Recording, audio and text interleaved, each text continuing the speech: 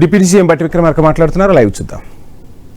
లేకుండా we are all working together like a family, and this joint family is giving an assurance to the state of Telangana that we will work for the development of the state, and come what may, we will supply any amount of energy or electricity required for the state for the growth of Telangana state. ఇది మనం అందరం కలిసి తీసుకున్నటువంటి నిర్ణయం.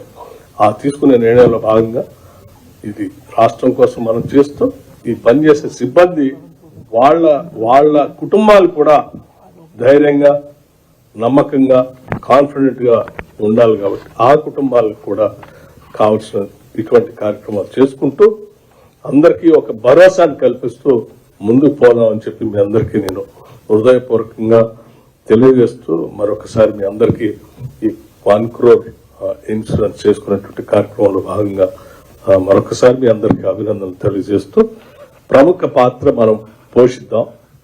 ఈ రాష్ట్ర అభివృద్ధిలో మనం ముందడు ఫస్ట్ స్టెప్ మందే ఉండాలి. ఎనర్జీ శాఖే ఈ రాష్ట్ర అభివృద్ధిలో ముందు నడుద్దామని చెప్పి మీ అందరికీ తెలియజేస్తూ సెలవు తీసుకున్నాను. Thank you. నమస్కారం.